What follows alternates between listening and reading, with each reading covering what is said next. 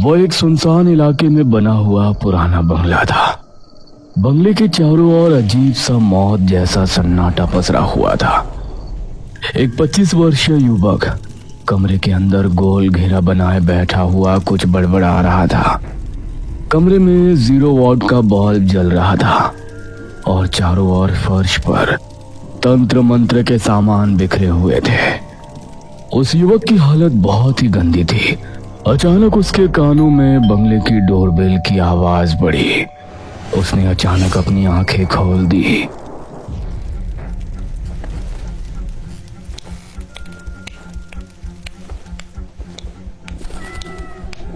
और उठकर सीधा बंगले का मुख्य दरवाजा खोल दिया। अरे यार सुमित, तेरी हालत देखकर ऐसा लग रहा है जैसे तू महीनों से नहाया नहीं है। और ये तूने अपनी क्या हालत बना रखी है। मगर सुमित खाली आंखों से अर्जुन को घूरने लगा। सुमित देखो, तुम्हारे साथ पारुल ने जो भी किया वो बहुत गलत किया। आखिर तुम कब तक अपने आप को इस तरह टॉर्चर करते रहोगे। हम तुम्हारे घर गए थे, तुम्हारे मॉम डैड ने बताया कि तुम पढ़ाई की वजह से अपने पुराने बंगले में कुछ दिनों के लिए शिफ्ट हो गए हो। लेकिन तुम्हारी हालत देखकर लग रहा है तुम पढ़ाई नहीं बल्कि यहाँ पर कुछ और ही कर रहे हो। सुमित कुछ देर उन दोनों को घूरता रहा और अचानक जोर से दरवाजा बंद कर लिया। अर्जुन और नैना एक दूसरे की ओर देखने लगे। मुझे लगता है कि हमें सुमित को कुछ और वक्त देना चाहिए। पागल हो गए हो तुम, उसकी हालत नहीं देख रहे। ऐसा लग रहा है जैसे उसकी मानसिक स्थिति ठीक नहीं है। मुझे लगता है कि हमें उसके घर वालों को इन्फॉर्म कर देना चाहिए। शायद तुम ठीक कह रही हो, चलो चलते हैं। अर्जुन नैना के साथ वहां से चला गया।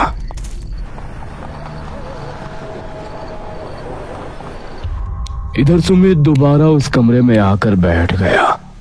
वो एक टेबल के पास गया और एक लड़की की तस्वीर उठाई। अचानक उस तस्वीर को देखकर उसकी आंखों में नफरत के भाव झलकने लगे। तुम चाहे कितने भी अमीर बाप की औलाद क्यों ना हो पारुल, लेकिन तुम्हें मेरे साथ किए गए धोखे की सजा भुगतनी ही होगी।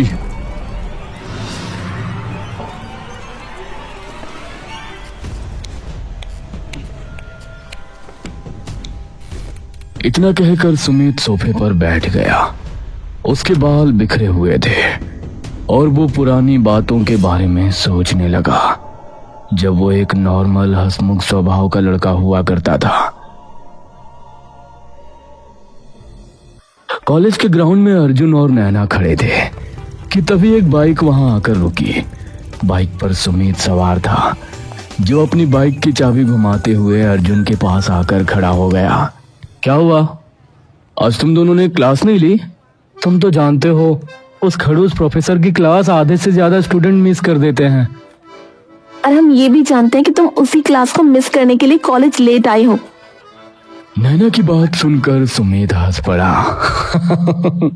नहीं, आज वजह कुछ और है। आज मैं टाइम पर आ रहा था, लेकिन मार्केट में अचानक मुझे पारुल दिख गई तो मैं उसे निहारने लगा। सुमित, तुम क्यों नहीं समझते कि पारुल एक बहुत बड़े बिजनेसमैन टाइकून की इकलौती बेटी है। वो तुम्हें तो क्या, कॉलेज के किसी भी लड़के को घास नहीं डालती। यहाँ तक कि ये कॉलेज भी उसके बाप का है, तो वहां से तुम्हें लिफ्ट नहीं मिलने वाली। तुम अपना टाइम वेस्ट कर रहे हो। ये सुनकर सुमित मुस्कुराया और अपनी जेब से एक कार्ड निकाल कर दिखाया। ये इनविटेशन कार्ड है। तरुण ने अपने घर पर एक छोटी सी पार्टी रखी है, उसमें पारुल को भी इनवाइट किया है।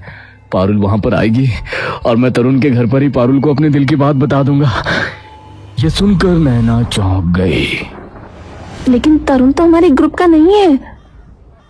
जानता हूँ, लेकिन जैसे ही मुझे पता लगा कि तरुण अपने घर पर छोटी सी पार्टी रखा है और उसमें पारुल को भी इनवाइट किया है, मैंने उससे दोस्ती कर ली अपने नोट्स देकर, और साथ ही ये भी कह दिया कि पार्टी में मेरे साथ मेरे दोस्त नैना और अर्जुन भी आएंगे। अर्जुन हंस पड़ा। तो कभी नहीं सुधरेगा। अगली रात तरुण के बंगले में उसके सारे दोस्त जमा थे। वहां पारुल भी मौजूद थी और सब डांस कर रहे थे।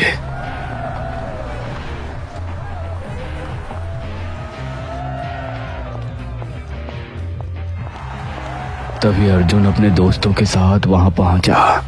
मेरे दोस्त, मुझे यकीन था कि तुम जरूर आओगे। लिसन माय ऑल फ्रेंड्स, ये है मेरे नए दोस्त सुमित, जिसने मुझे एग्जाम के लिए अपने सारे नोट्स दिए हैं। अब एंजॉय द पार्टी। सुमित की नजर पारुल पर जमी हुई थी।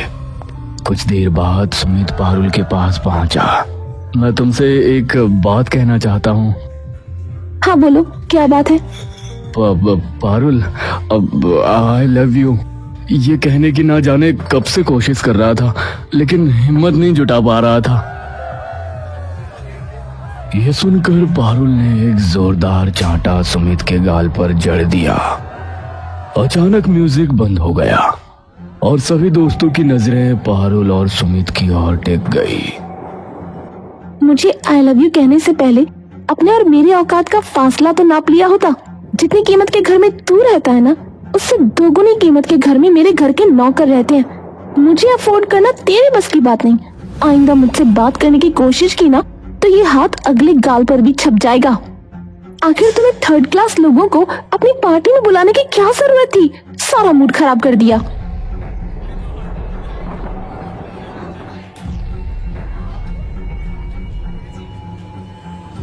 तरुण गुस्से से सुमित की ओर देखने लगा। सुमित को अपनी बहुत ज्यादा इंसल्ट महसूस हुई और वो गुस्से से तरुण के घर से बाहर निकल गया। पीछे पीछे अर्जुन और नैना भी आ गए।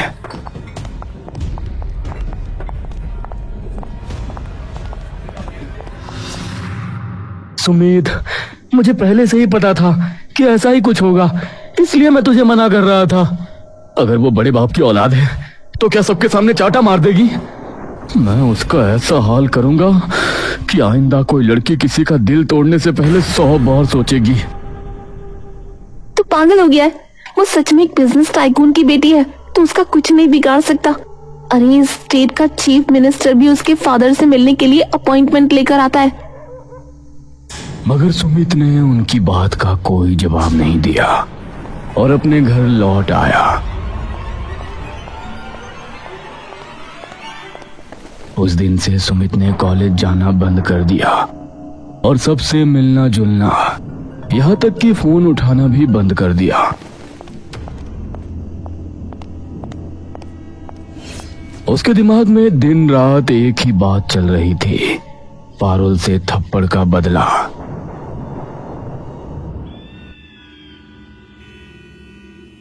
एक दिन सुमित लैपटॉप में कुछ देख रहा था कि तभी उसकी नजर एक वीडियो पर पड़ी, कर्ण पिशाचनी। सुमित ने तुरंत वो वीडियो ओपन किया और कर्ण पिशाचनी के बारे में गौर से सुनने लगा। कर्ण पिशाचनी को जिसने सिद्ध कर लिया वो अपने मन की सारी इच्छाएं पूरी कर सकता है। कर्ण पिशाचनी केवल सिद्ध करने वालों को ही दिखाई देती है और उसकी हर इच्छा पूरी करती है, यहाँ तक कि वो आपकी जीवन संगिनी की तरह आपका साथ देगी, आपकी हर बात मानेगी। लेकिन इसे सिद्ध करना आसान नहीं है। पुष्कर घाट में सैकड़ों ऐसे अघोरी हैं जिनके पास कर्ण पिशाचनी सिद्ध करने की प्राचीन किताबें और गुप्त ज्ञान है। यह सुनकर सुमित के दिमाग में एक नई योजना आ गई। उसने तुरंत अपना लैपटॉप बंद किया।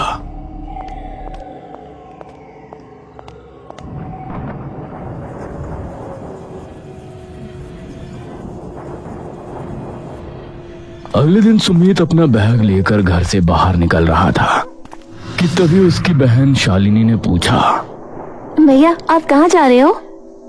पुष्कर घाट, बस मेरा घूमने का मन कर रहा है।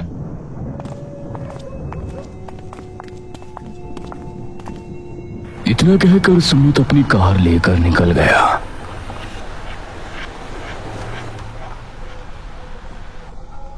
कुछ घंटे बाद रात के सन्नाटे में सुमित पुष्कर घाट में खड़ा था। तभी उसे एक अघोरी दिखाई दिया। सुमित धीरे धीरे कदम बढ़ाकर उसके पास गया। क्या हुआ? तुझे शमशान घाट में डर नहीं लगता? चला जा। रात के समय यहाँ कोई रुकना पसंद नहीं करता।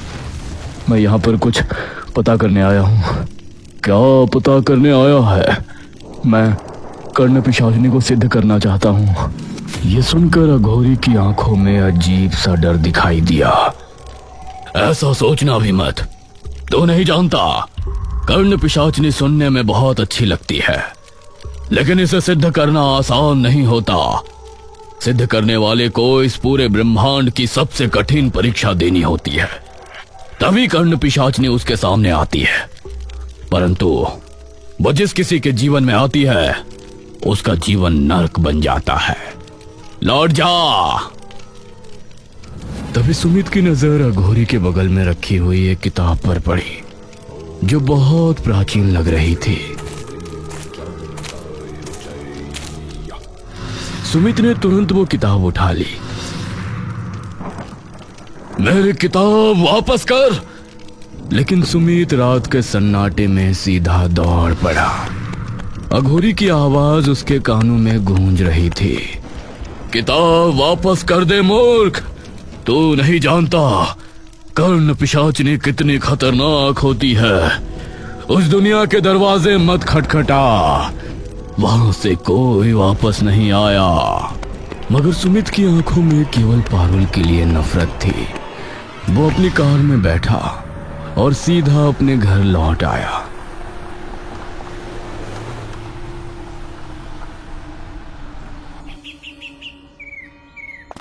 अगले दिन सुमित अपना बैग लेकर फिर निकल रहा था कि तभी उसके पिता ने पूछा, तुम कहाँ जा रहे हो? डैडी, एग्जाम नजदीक है और मैं यहाँ पढ़ाई पर ध्यान नहीं लगा पा रहा हूँ। मैं अपने पुराने बंगले में कुछ दिन रहूंगा। इतना कहकर सुमित अपने पुराने बंगले की ओर चला गया।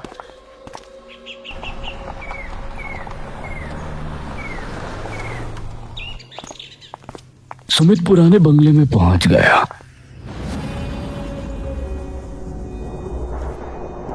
उसके हाथ में एक प्राचीन किताब थी। वो धीरे धीरे उसे खोलकर पढ़ने लगा। पन्नों पर लिखे शब्दों को वो ध्यान से समझने की कोशिश करने लगा। कुछ ही देर में सब कुछ उसके लिए स्पष्ट हो गया। सुमित कमरे में गया, जमीन पर गोल घेरा बनाया और आंखें बंद कर तंत्र मंत्र जैसा जाप करने लगा। यह कर्ण पिशाचिनी की सिद्धि की क्रिया थी। 2 रात बीत चुकी थी। भूख और प्यास से सुमित के होठ सूख चुके थे, लेकिन उसने क्रिया नहीं तोड़ी थी। आज कर्ण पिशाचिनी की सिद्धि का अंतिम दिन था। 10 दिनों से लगातार भूखा प्यासा रहने और कड़ी तपस्या के कारण उसकी हालत दयनीय और डरावनी हो चुकी थी। उसके कपड़ों से भयानक बदबू आ रही थी। सुमित की नजर जब घड़ी पर पड़ी, रात के 11 बजे थे।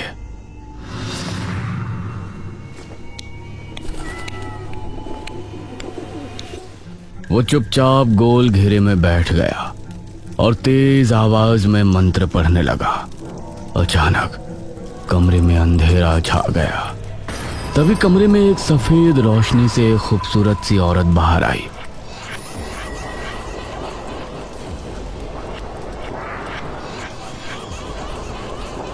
आखिर तुम मुझे अपने पास बुलाने में कामयाब हो ही गए। सुमित उसकी सुंदरता देखकर हैरान रह गया। अब से मैं तुम्हारी हूँ, लेकिन तुम्हें कुछ शर्तों का पालन करना पड़ेगा। कैसी शर्त? याद रखना, तुमने मुझे सिद्ध किया है। मैं तुम्हारी हर बात मानूंगी, तुम्हें हर सुख दूंगी, यहाँ तक कि पत्नी का सुख भी। लेकिन अब से तुम वही खाओगे और पियोगे जो मैं खाती और पीती हूँ। मुझे मंजूर है। ठीक है, लेकिन बदले में हर रात तुम्हें मुझे किसी की आहुति देनी होगी। उसकी सुंदरता में अंधा होकर सुमित भूल गया कि वो क्या कर रहा है। हाँ, मुझे मंजूर है। मैं केवल तुम्हें दिखाई दूंगी, तुम्हारे अलावा किसी को नहीं। और अगर तुम्हारे पास कोई दूसरी औरत आई तो वो इस संसार में नहीं रहेगी। अब बताओ, तुम्हें मंजूर है? हाँ, मंजूर है।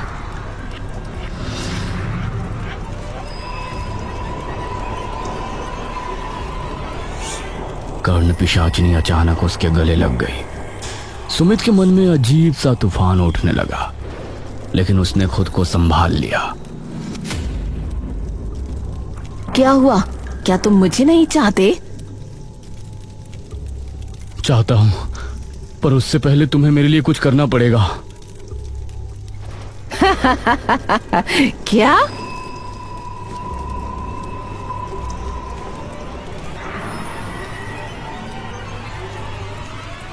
इसका नाम पारुल है। मैं चाहता हूं कि कल का सूरज ये ना देख पाए। ठीक है। ये कहकर वो गायब हो गई। उधर पारुल अपने बेडरूम में आईने के सामने बाल काट रही थी। अचानक उसे आईने में पीछे एक भयानक चेहरा दिखाई दिया। वो चौंकी और पीछे मुड़ी। वहां एक भयावह औरत खड़ी थी। कौन हो तुम? भयानक औरत ने बिना कुछ कहे उसकी तरफ डरावने तरीके से बढ़ने लगती है। पारुल की चीख पूरे बंगले में गूंज गई।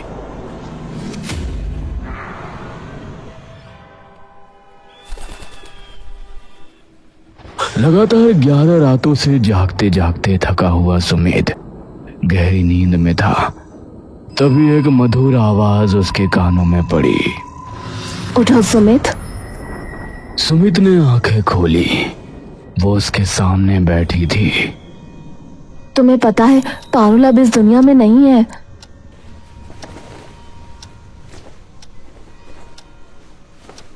सुमित ने तुरंत टीवी ऑन कर दिया। Breaking news! इस शहर के मशहूर बिजनेस टाइकून की इकलौती बेटी पारुल अब नहीं रही। सुमित ने टीवी बंद किया और कर्ण पिशाचनी की ओर देखकर मुस्कुराया। वो उसके करीब आई और लिपट गई और सुमित उसकी आगोश में पूरी तरह से खो गया। कुछ देर बाद वह गहरी नींद में चला गया।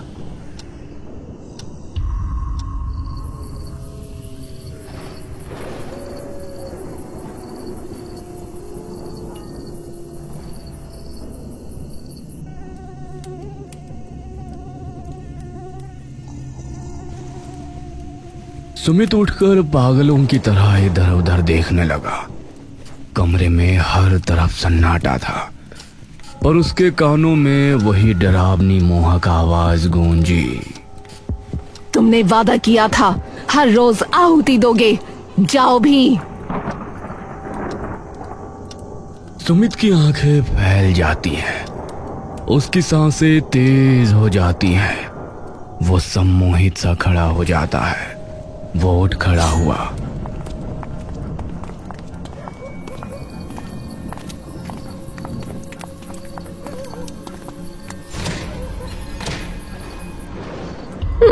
कौन है?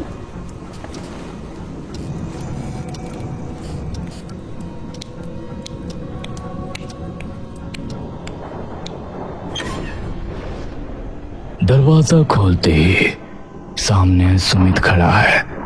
चेहरा गंदगी से सना हुआ, आंखों में पागलपन, बाल बिखरे, होठ सूखे हुए और फटे हुए। सुमित, ये क्या हाल बना रखा है? कब से फोन कर रहे हैं तुझे, तू उठा क्यों नहीं रहा?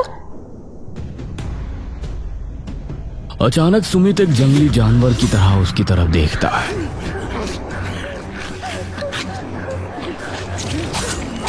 कैलाशनाथ घबरा कर उठते हैं। सामने सुमित लहूलुहान खड़ा है, आंखों में हैवानियत।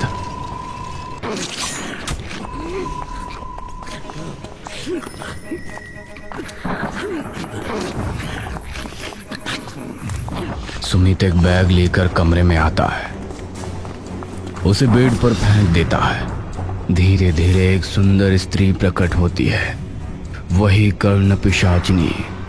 उसकी आंखों में ठंडी चमक, होठों पर हल्की मुस्कान। तुमने अपना वादा पूरा किया, मैं थोड़ी देर में वापस आऊंगी। सुमित पागलों की तरह सिर हिलाता है और कर्ण पिशाचिनी वो बैग ले धीरे से वहां से गायब हो जाती है।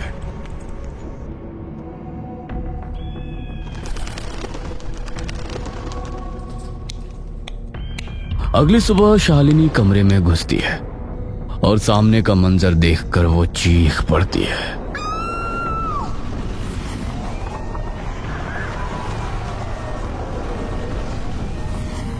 पुलिस और मोहल्ले के लोग जमा हो जाते हैं। शालिनी सुमित का फोन बार बार मिलाती है, लेकिन ऑफ आता है।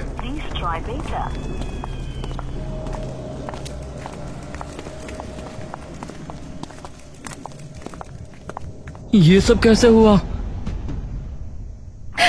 सुबह मॉम डैड को देखा तो इस हालत में मिले। पता नहीं किसने ये किया, और सुमित भैया फोन भी नहीं उठा रहे। मुझे लगता है हमें सुमित के पुराने बंगले में जाना होगा।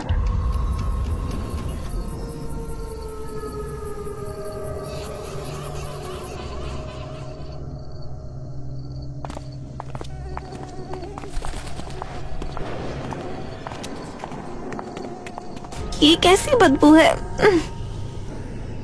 पता नहीं।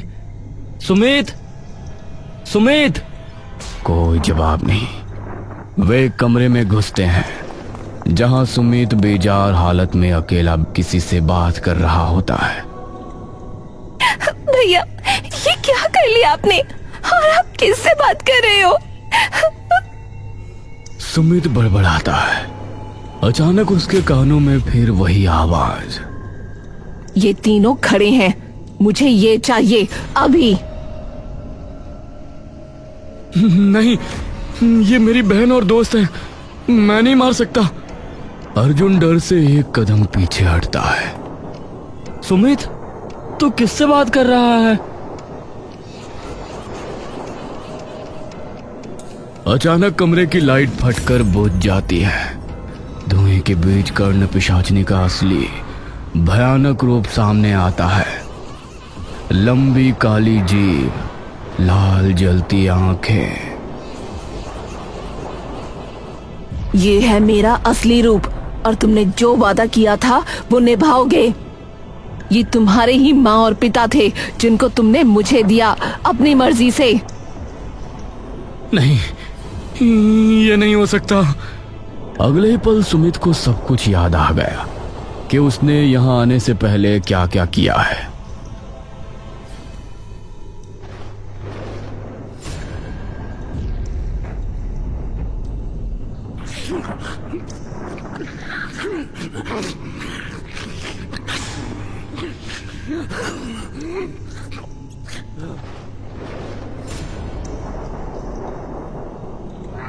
हाँ, ऐसा ही हुआ है। सुमित की आंखों से आंसू बहने लगे।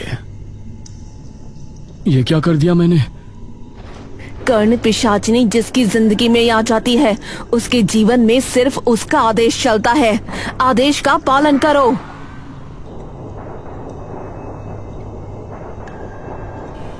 अगले ही पल सुमित फिर से सम्मोहित अवस्था में आ गया।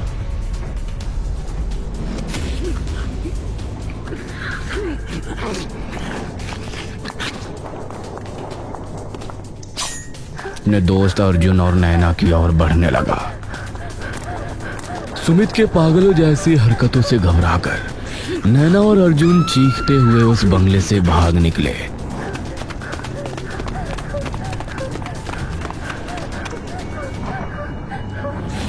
वे चिल्लाते हुए घने जंगल की ओर दौड़े। वे जंगल में एक बड़े पेड़ के पीछे छिप गए। सांसों की आवाज एकदम दबाने लगे। तभी दूर से उनके सामने एक लंबा झाड़ झंखाड़ों से ढका हुआ व्यक्ति आता दिखा। वह वही अघोरी था जिससे सुमित कर्ण पिशाचनी की प्राचीन किताब चुराकर भागा था। तुम दोनों यहाँ क्या कर रहे हो? इस वक्त जंगल में इतनी डर के साथ?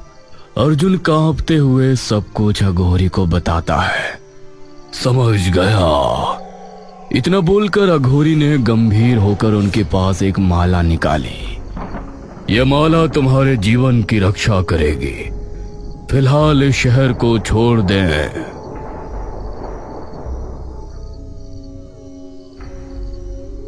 हम ऐसा करेंगे।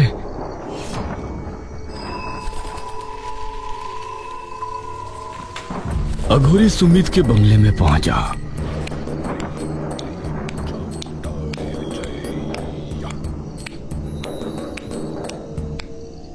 और एक भयावह दृश्य देखा। सुमित का शरीर सूखा, बेजान और उसकी आंखें लाल। सुमित, यह कर्ण पिशाचनी हर रोज तुम्हारी शरीर की रूह चूस रही है। वो तुम्हारी जीवन शक्ति को निगल रही है। मैं यह सब कुछ रोकना चाहता हूँ। तुझसे मैंने कहा था कि कर्ण पिशाचनी जिसकी जिंदगी में आ जाती है उसका जीवन नर्क हो जाता है। अघोरी ने लाल पाउडर से कमरे के फर्श पर एक विशाल यंत्र बना दिया। उसके चारों कोनों पर काले दिए जलाए जिनकी लौ नीली हो चुकी थी। वह तेज स्वर में मंत्र पढ़ने लगा।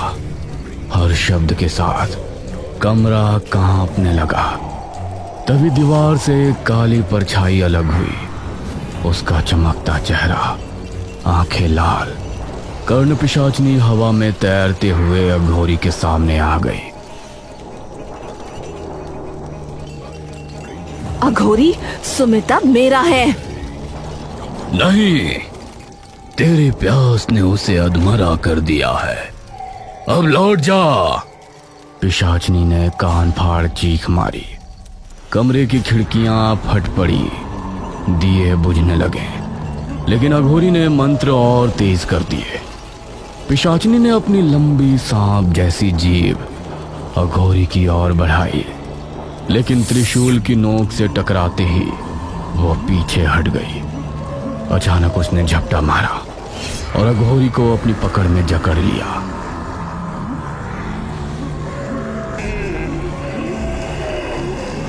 ओम क्लीं कालिकाय नमः।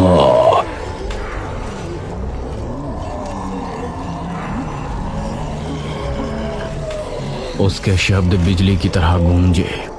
पिशाचनी पीछे उछल गई, लेकिन उसकी आंखें और गुस्से से धधक गई।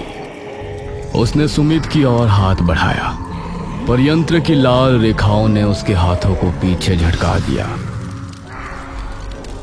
तुम मुझे बांध नहीं सकते। बांधना नहीं, विदा करना है। अघोरी ने तांबे के पात्र में काला तेल डाला और उसमें लाल धागा जलाया।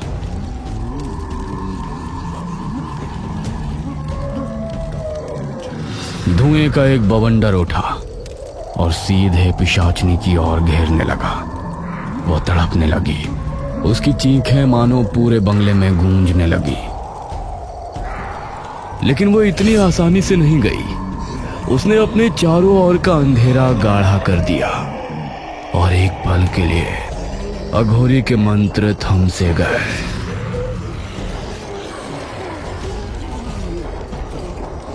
जैसे ही मंत्र गूंजा, यंत्र से उठी अग्नि ने पिशाचनी के पूरे अस्तित्व को धुंधला कर दिया और वो धुएं के भंवर में समा गई। कमरे में अब सिर्फ सन्नाटा था। अघोरी पसीने में भीगा पड़ा था, लेकिन उसकी आंखें शांत थी। सुमित रो रहा था। उसकी सांसें टूट टूट कर आ रही थी। मैंने अपने ही माता पिता और बहन को मार दिया। मैं अकेला रह गया। पाप का प्रायश्चित कठिन है और तेरे हिस्से में अब सिर्फ एकांत है। अघोरी बिना कुछ और कहे चला गया।